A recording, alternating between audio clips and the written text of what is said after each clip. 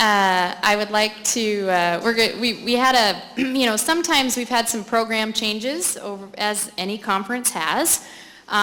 Yesterday was a really good case in point, thanks to the Division of Elections. But I got some good news on Saturday, but when your phone rings the Saturday before a conference with the schedule change, it's usually not good news. But in this case, it was great news. Senator Sullivan was supposed to be out of state this week, and his state director called and said, hey, I need you to ditch that video. My boss wants to speak in person.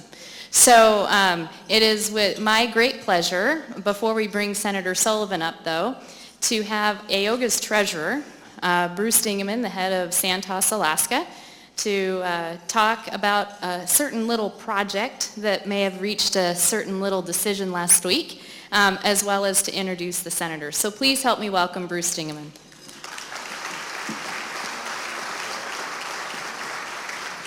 Thank you, Kara. It's great to see you all. I'm here to introduce Senator Sullivan, as Kara said. And, Senator Sullivan serves Alaskans and all Americans on several committees, including the Armed Service, Commerce, Environment and Public Works, and Veterans Committees. So thank him for that service. I'd also like to take a moment and thank Senator Sullivan for his unwavering support for our pickup project on the North Slope. You may not know that prior to his election as senator, he served as the Department of Natural Resources Commissioner, where he was responsible for management of Alaska's oil and gas program. During that time, nearly a decade ago, the Kugrik 3 well was drilled by Repsol and Armstrong, which confirmed the new Nanushuk formation and unlocked the North Slope's most promising new play. That well is considered the discovery well underpinning Santos's Pika unit, where we were very pleased to announce just a few weeks ago, along with our joint venture partner Repsol, a final investment decision funding development of phase 1 of the Pika project.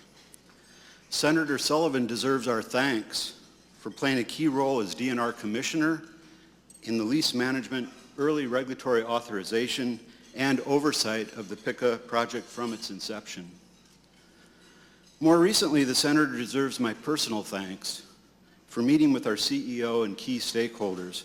His supportive comments helped underpin the subsequent decision to commit $2.6 billion of investment in Alaska for phase 1.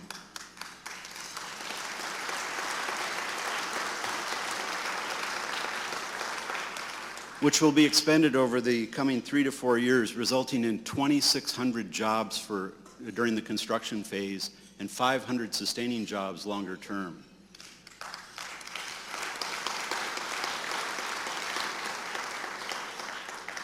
Additionally, I'd like to thank Senator Sullivan for his tireless support for responsible resource development, energy security, and the actions he and his office have taken to increase employment and economic development in the state. From ensuring access and fostering competition to working to ensure that the regulatory permitting process functions in an objective and timely way. So finally, thank you, Senator, for your military service and patriotism. We're fortunate as a state to have you representing us. Ladies and gentlemen, Senator Dan Sullivan.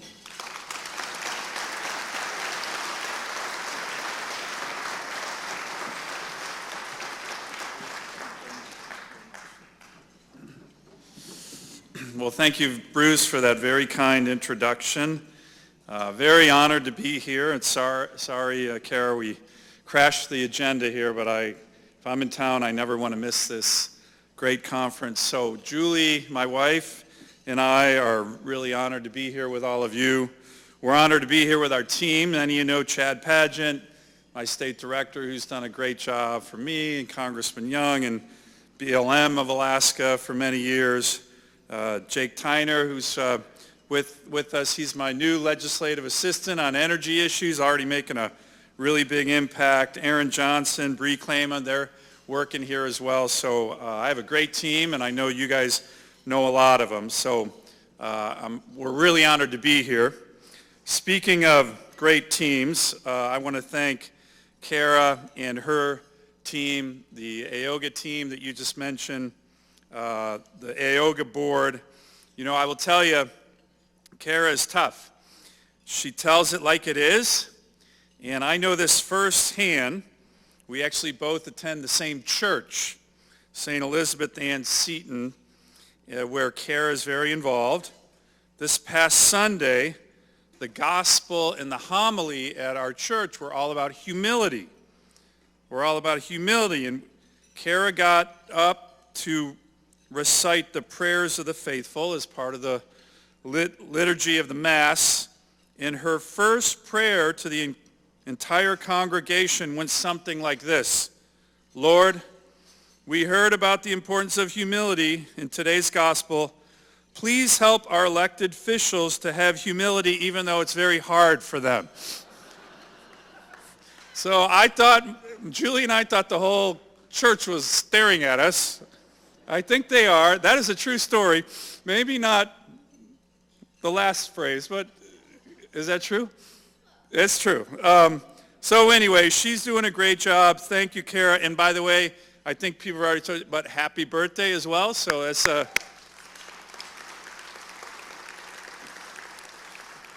So my first couple points, I have some slides I want you guys to take a quick look at, but the first one is the most important slide. It's right here. And it's thank you. It's thank you to everybody here. We know it's been a couple of tough years with the pandemic, with oil prices cratering, with the federal administration, and let's face it, unfortunately some of our fellow American citizens who seem to take pleasure in vilifying our energy industry and the great workers in this industry. And for what? What do? You only produce a commodity that our state and our country and world need, and in Alaska you do it with the highest environmental standards on the planet. So again, thank you. In my view, my team's view, you are heroes.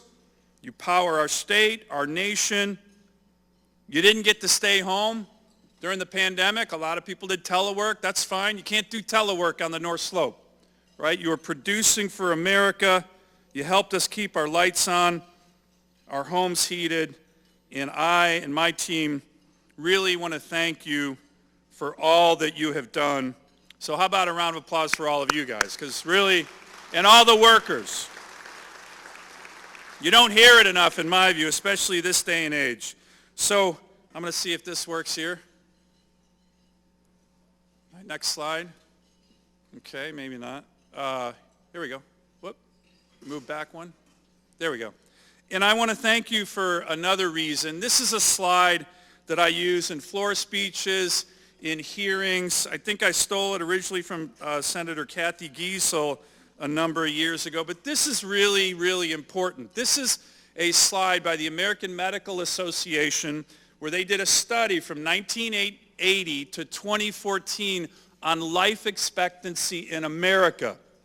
And when you look at the map of what they have, the light blue, darker blue, purple, that's the places in the country where life expectancy increased the most in America over 25 years. There's actually a couple areas, unfortunately, yellow, orange, where life expectancy decreased in our country. That's mostly due to the opioid epidemic. But the point of this slide is the number one place in America where life expectancy increased the most over that 25-year period was Alaska. And some as high as 13 years. 13 years. Why did that happen? Look at that map. What do we know? We know why that happened. Resource development happened.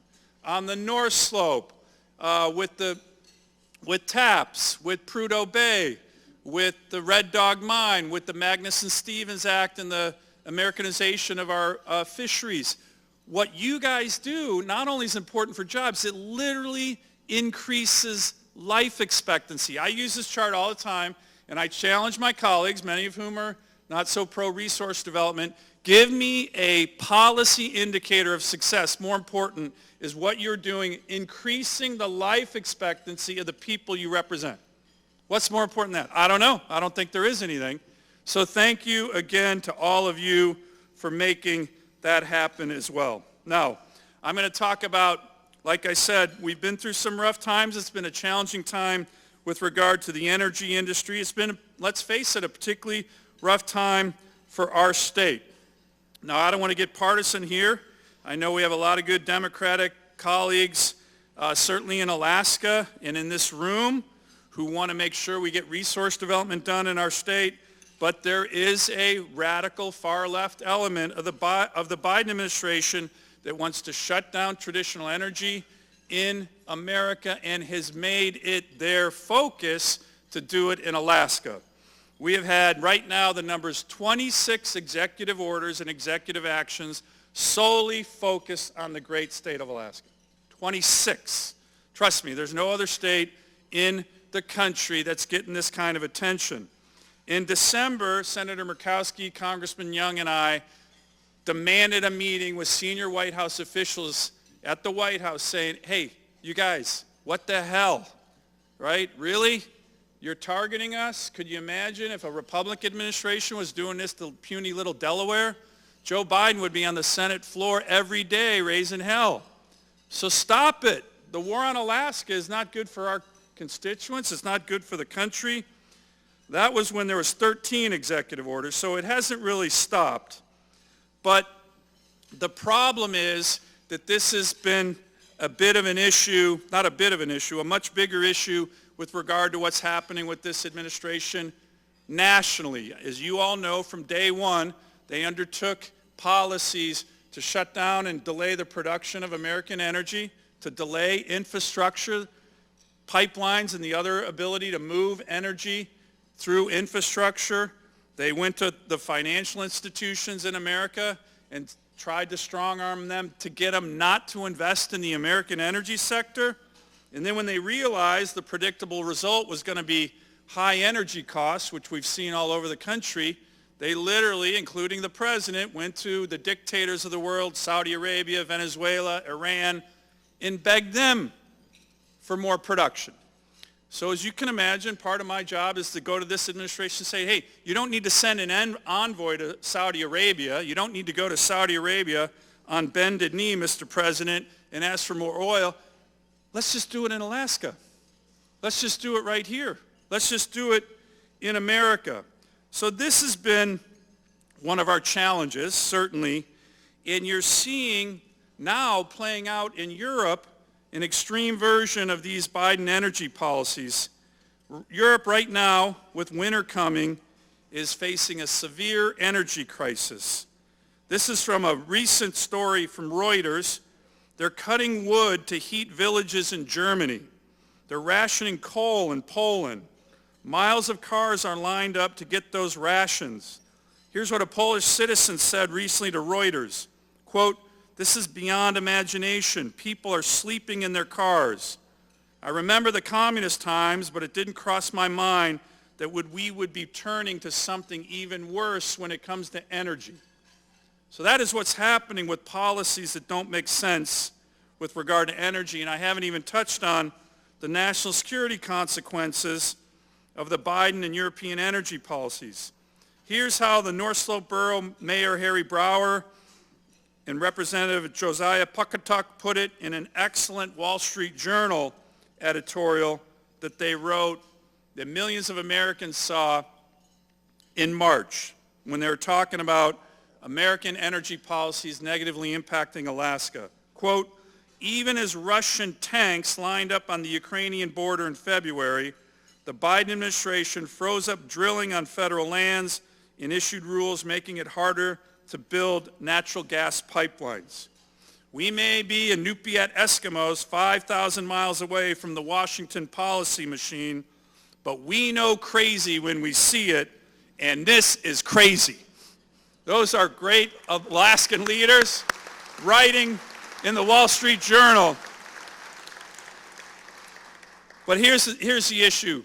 It doesn't have to be this way. It doesn't have to be this way. And I've started with mentioning some bad news, but what I really want to talk about today is not bad news. We all know it. We've all seen it. We're fighting it. But some of the things that I think are good news and really promising opportunities that we're starting to see in our state. because there's a real backlash that's happening, not just in Alaska, but across the country and across the world to these energy policies that make no sense whatsoever for the people of our country.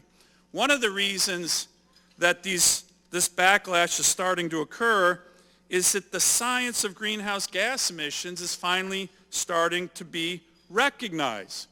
This is another chart that I trot out in Senate hearings and Senate floor speeches on a very regular basis. This just shows since 2005 what countries have reduced greenhouse gas emissions the most. Guess which country, in terms of major economies in the world, since 2005 have reduced emissions more than anybody by far? The United States. Take a look at that chart. Every mainstream media entity in D.C. has fact-checked that because they don't like it, because it's true. I recently had, during a confirmation hearing, the number 3 guy in the EPA who was going to be in charge of air pollution. And I showed him that chart. And I said, "Sir, what do you think? Why do you think this happened? This is a really good thing. If every country in the world were like us," look at India and China, by the way, "we would not be having major emissions problems globally. Why do you think this happened?" This is going to be the number 1 guy in the country in charge of air permitting issues.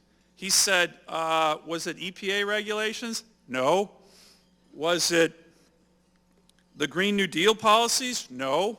It was the revolution in the production of natural gas, which all of you here in this industry are responsible for. So again, this is the kind of thing that we are fighting back on, showing people that you can have responsible resource development done at the highest levels, and it can be good for your citizens, good for your state, good for your country, and good for the global environment.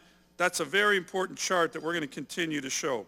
So, what have we seen in terms of real progress? I just want to mention a few, because I think it's important, all of us working together. And again, it goes to the thanks for so many of you. First, critical minerals. There is an awakening, even in D.C., on the importance, if you are for all of the above energy, which we all are, solar, wind, hydro, oil, gas, that we are going to need critical minerals to run this economy for the next 100 years. I want to do a shout out to the University of Alaska and DNR. They held a great conference just 2 weeks ago in Fairbanks for 2 days on this, but we are incredibly, incredibly dependent on China for these critical minerals. But here, even we are starting to see in this administration, in the Congress, people are saying we can't be reliant on China. By the way, we have these minerals ourselves. So I'll just give you one example. I had an amendment to the very big spending bill that I didn't support, but we were allowed to put amendments on that. And the amendment was simple. It said any federal dollars going to buy critical minerals or technology that's dependent on them, you can't get it from China, you can't get it from Russia, only America and our allies. 5-10 years ago, that wouldn't have gotten a lot of votes. That passed the Senate 90-9. So there's a lot that's happening in this area. Now, again, with the Biden administration, it's 1 step forward, 2 steps back. The president held a critical minerals summit in February. That's great news, right? Let's produce here. The same day he did, that's the day they reversed the record of decision on the Ambler mining road in Alaska. So you have a critical minerals summit, and in the biggest place in the country where you can get critical minerals, the Ambler mining district, you have them reverse it. I mean, you can't make this stuff up. So recently, we had an armed services hearing where the three of the top people in charge of industrial production, critical minerals, how to create more weapons for the Department of Defense had their hearing. And I said, look, you guys are all qualified. We need to move you. But I'm putting a hold on every single one of your confirmations until we get answers on Ambler. How can you stop a project like this the same day the president has a critical Minerals Summit. So 2 days ago, we had a meeting, a conference call with the Deputy Secretary of Defense, Deputy Secretary of Interior, a senior White House official, saying we need detailed timelines on moving Ambler forward, or none of these DOD nominees are going to get confirmed. So stay tuned on that. I think that's going to be important. Let me mention more progress. You already heard it from Bruce and Joe, who are here, the progress, which again was just relentless determination by so many of you on PITCA. That is great news. It's going to be awesome for the state. We're really excited about it. And then we're also seeing progress on another really important project, and I know we have many ConocoPhillips folks here, on Willow. And again, this is something that we're all working on together. I have a slide right here, which is a handout that I happen to give the President of the United States. Senator Murkowski, Congressman Youngkin, and I were in the Oval Office for the signing of our legislation last year on tourism to enable our cruise ships to actually bypass Canada so we could have a tourism season last summer. And so we did this Oval Office signing. The President said, hey, you guys want to chat for a little bit about tourism? So we sat down in the Oval Office, and I brought several handouts, not on tourism, on Willow, and handed that to the President and his team. You should have seen his team roll their eyes like, God dang it, I can't believe he's doing this. And it was all about Willow and how important this project was. That's the handout. The President said, hey, let us get back to you. So a couple days later, I got a call from the White House saying the President of the United States is supporting the Willow project. Okay, that's great news. That's great news. But as the Conoco folks know, it's kind of, you got to stay very vigilant with them. Even though the President has said he's supporting it, there's elements in the White House who don't want to support it. So we are bird dogging that every single day. And to the ConocoPhillips team here, we are with you on this. This will be another project. Think about this. Between that project, and it's going to go, we're working it, we hope, and PITCA, you will have on the North Slope close to $10 billion over the next 5 years of investment, thousands of construction jobs, about 250,000 barrels a day addition at peak production, and this doesn't include all the good work that Hillcorp's doing. So this could have an enormous impact on other service-related jobs, state of Alaska revenues, and we are on the cusp of making that happen. So to all the teams who are doing it, a round of applause for all of you guys.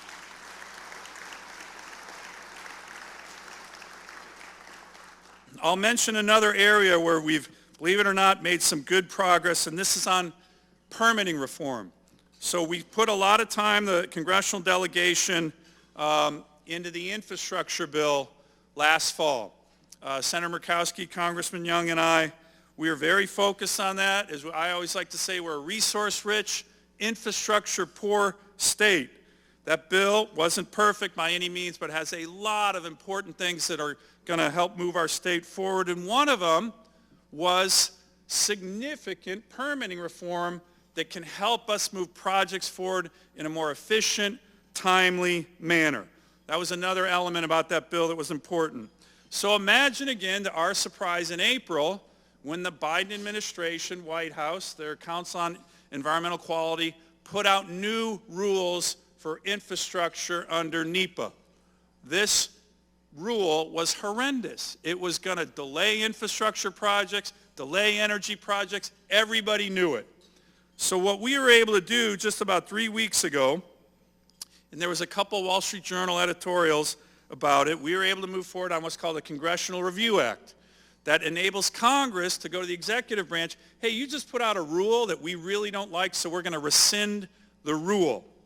Now, of course, the administration didn't like that, but so many of you, so many organizations across the country, I want to mention Jake Tyner for doing a great job putting this group there. We had over 50 groups across America, some of the biggest groups in the country, came out and said we are supporting the Sullivan resolution to rescind the Biden NEPA rule. Look at that group. Now, it was led by, you guessed it, AOGA, the Alliance, RDC, the Alaska Miners Association, the Alaska AFL-CIO, AGC, the Alaska Laborers, the Alaska Chamber, and so many other groups. This isn't all the groups.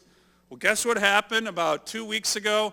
That resolution rescinding the onerous red tape Biden rule passed in a bipartisan way in the United States Senate. That is huge for our industry, for our state, and that is progress. Even my Democrat Senate colleagues who didn't vote for it came up to me after and said, hey, Dan, you know, I couldn't vote for it. You should. I mean, the only groups that were against it, I read the list. Code Pink, I'm not sure why they were against it, but, you know, all the far left groups, right? The Center for Biological Diversity, et cetera. But even my Democratic colleagues came and said, we know this is the right thing to do. We're going to be with you. We have to have permitting reform in America to get this country moving. So that's another area of progress. And let me end with one. And so again, I want to thank AOGA and so many Alaskan groups. This was a huge vote. And we're going to try and get it done in the House. The President said he'll veto it. Okay, let's see if you veto it. Let's see if you're really going to stand in the way of all the working men and women in our country who are supporting that rule, who know that overly burdensome red tape regulations are only hurting working families and progress in America. So the final area I just wanted to mention is on Alaska gas. Now, we're not there yet, but we have seen significant progress in terms of the opportunity to move forward with regard to commercializing North Slope gas. Of course, this has really been spurred by the overturning of global energy markets with the brutal invasion of Ukraine by Russia. Every country in the world is looking to get off Russian oil and gas. And a number of these countries have been coming to us, particularly Japan, saying this could be a huge opportunity for us. So we're not there yet, but there has been a lot of work. I want to do a shout out to Frank Richards, Governor Dunleavy. We've been working very closely with him on so many things that are starting to come together. So many of you have been working on this for a long time, but the stakeholder alignment that we're starting to see is really encouraging. First of all, we have all the permits for this big AK LNG project. We have senior leaders, very senior, from Japan at the minister level. The governor and I were over in Japan, very interested in this project. We have $26 billion in federal loan guarantees that was in the infrastructure bill focused on this project. We have a Biden administration supplemental EIS that just came out that was remarkably and strongly positive on this project. I've been in discussions with all the CEOs of the major producers saying they're ready to roll up their sleeves, get their best teams on this. We have buyers in Japan who are very interested in this project. So there are things that are starting to come together. And I'll end my remarks with two very interesting stories that have come together that are helpful with regard to this project, but also kind of a lesson. It's certainly a lesson for me, but I think a lesson in life, which is you never know who your next potential ally is going to be. You never know. So let me just end with these two stories. One, we have an ambassador right now in Tokyo. His name's Rahm Emanuel. I didn't know Rahm Emanuel. He was a Democratic congressman, President Obama's chief of staff, mayor of Chicago. He was going through his confirmation process, and I said to him, you know, Rahm, I got a simple question for you. I could be a big supporter. Heck, I'll vote for you. Heck, I'll even round up votes if you can answer one question. You have a split in this administration. Some people get the importance of American LNG for our own economy, for our national security, for helping the environment, as that chart just mentioned. And then you have this other group led by John Kerry, Gina McCarthy, who, you know, I won't tell you what I called them in the meeting, but they're not very helpful, right? There's very credible stories that John Kerry was over in Japan telling Japanese not to buy American LNG, okay? Like, whose side is this guy on? So I said, whose side will you be on? right? Helping Americans export LNG, helping the AK LNG project, or are you going to be with the whack job far left in the White House? So he said, Senator, I want to be with the Americans who are exporting LNG, and I will commit to you, we will do as much as we can to help move that project. Great. So I voted for him. He got confirmed. We've been over to Japan, Frank and I and others. The embassy in Tokyo has set up an AK LNG task force. This ambassador is doing more to help move this project than anyone I've ever seen. He has kept his word. He is doing a great job. And Ram, if you're listening, I want to give a round of applause to you. But he is really... And the final story relates to another issue that I know that all of you have talked about. There was a whole session on this. And this is this movement with regard to the ESG movement in investing. And as your senator, I want you all to know that every time I see a story where a CEO from an investment bank, a commercial bank, an insurance company makes some grandiose statement that they're not going to invest in the energy projects in the Arctic of America, which is also called Alaska, I call these CEOs. And they're not very pleasant phone calls. They're rather uncomfortable phone calls. And the phone calls go something like this. Hey, I saw your statement that you're going to blackball investment in Alaska. Do you know we have the highest standards in the world? Do you know that a country needs this? Do you know that you're blackballing some of the hardest workers in the country? And oh, by the way, I look at what your bank does. You're a huge investor in the Chinese Communist Party's economy.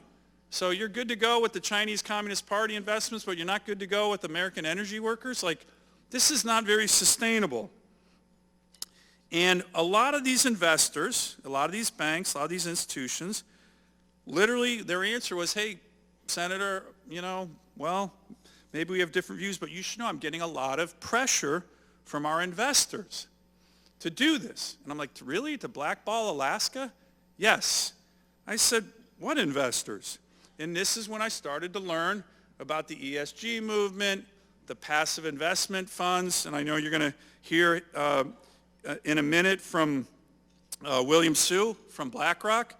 And I started to dig into this, and it's pretty remarkable. These passive investment funds control huge, huge amounts of investment dollars. BlackRock, State Street, Vanguard, before the market correction, $21 trillion in assets, those three controlled.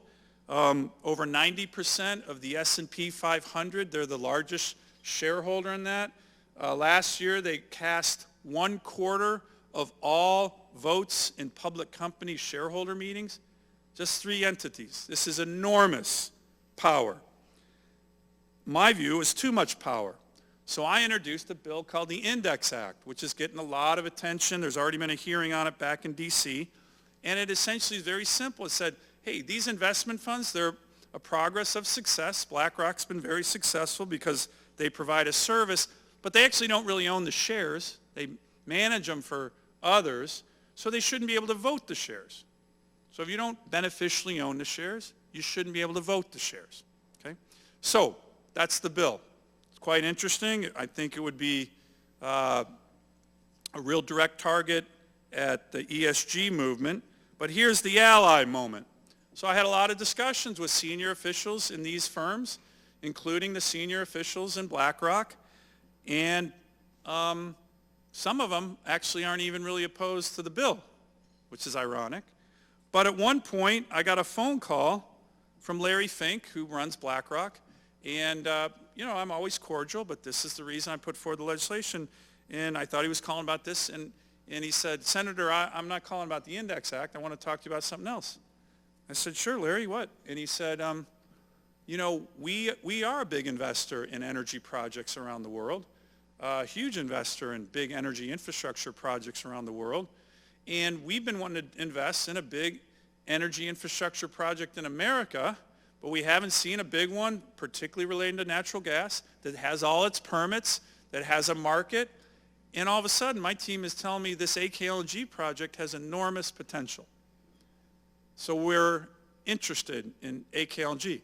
Now, I about fell out of my chair when I got that phone call, but this is a good example. I was asked to come brief the BlackRock board on the AOGA project of you never know where your next ally is coming from. So we're hopeful that in terms of investors in Alaska, if we can turn some of these groups that we thought were anti-investment in Alaska to pro-investment in the energy sector, that would be a big win for all of us. So I'll just end by saying this. I'm talking about you never know where your next allies are coming from. We know where our allies in this sector are. It's AOGA, it's Kara, it's her team. Thanks again for the great work that you're all doing. We have a bright future if we all stick together, and it's because of your resilience, tenacity, and the great work that you do for our state and our country. Thank you very much.